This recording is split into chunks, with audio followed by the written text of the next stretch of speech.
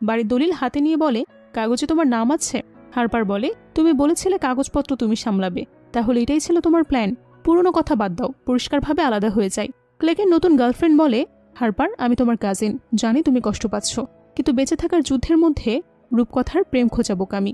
Clack আর আমি 6 মাস ধরে একসাথে আছি। 3 দিন আগে সে শুধু তোমার মন ভাঙতে চাইছিল না, কিন্তু আমার আর লুকাতে পারছি না, আর কোনো উপায়ও নেই।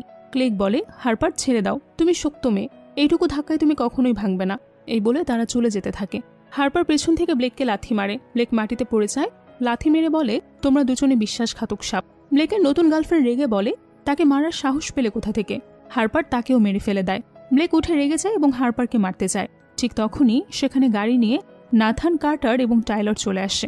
কার্টার ক্লেকের হাত ধরে নেয় এবং বলে, তোর লজ্জা করে না মেয়েদের মারছিস? ব্লেক বলে, তুই কে? বের হয়ে যায় এখান থেকে, এটা আমাদের পারিবারিক ব্যাপার, দূরে থাক। টাইলর হারপারকে জিজ্ঞেস করে, ভাবি, তুমি কি বিয়ে করেছো? হারপার অবাক হয়ে বলে, আমি কখন বিয়ে করলাম? আমি কখন তোমার ভাবি হলাম? টাইলর এটা শুনে বলে, তুমি যদি বিয়ে না করো তাহলে অবশ্যই আমরা ভাবি হব। ব্লেক জিজ্ঞেস করে, তোমরা আসলে কারা? নাথান বলে, ওকে নিয়ে চলো, সময় নষ্ট করো না, মা বাড়িতে অপেক্ষা করছে, আমার কাজও অনেক বাকি। কার্টার হারপারকে কোলে তুলে নেয়। হারপার অবাক হয়ে বলে, এই কি করছো? আমাকে ভয় দেখাচ্ছ তুমি? কার্টার বলে, শীঘ্রই তুমি এসব বুঝতে পারবে। এরপর টাইলর বাদে সবাই সেখান থেকে চলে যায়। টাইলর ব্লেককে বলে, বাড়ির দলিলটা দাও, এরপর তোমরা চলে যেতে পারো। ব্লেক বলে, দলিল তো আমার, তোকে কেন দেবো রে? এটা শুনে টাইলর তাকে মারে এবং বলে, আমি তাইকোয়েন্দার ব্ল্যাক বেল্ট, কেন বিশ্বাস করছো না? ব্লেক বলে, ঠিক আছে, দলিল দিচ্ছি, শুধু আমাকে মেরো না। এই বলে দলিলটা তার হাতে তুলে দেয়। টাইলর সেটা ফেলে দিয়ে বলে, তোর দলিল আমার লাগবে না, আমি শুধু তোকে মারার একটা অজুহাত খুঁজছিলাম, আমার ভাবিকে বুলিং করিস? এই বলে সে গাড়ির কাছে চলে যায়। ব্লেকের নতুন গার্লফ্রেন্ড তাকে সামলায় এবং বলে, এরা কারা? চেনা চেনা লাগছে। ব্লেক বলে, নিশ্চয়ই মেল মডেল, সে ব্রেকআপের পর আমাকে জেলাস করাতে চাইছে।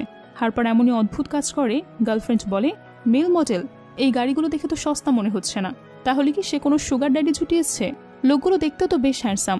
তারা 3 জন হারপারকে নিয়ে বাড়ির উদ্দেশ্যে রওনা হয়। গাড়িতে হারপার বলে, তোমরা ভুল মানুষ, আমি ডেলিভারি গার্ল, আমি তোমাদের ভাবি না। আমার হাতে একটা স্প্রে দেখতে পাই তার।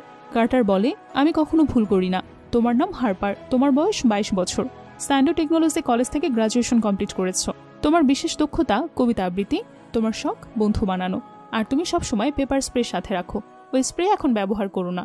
এসব শুনে হারপার বলে, ঠিক আছে, বিশ্বাস করছি আপনাকে, কিন্তু আমার স্বামীকে? আমার তো স্বামী নেই। কার্টার বলে, শীঘ্রই সেটা জানতে পারবে।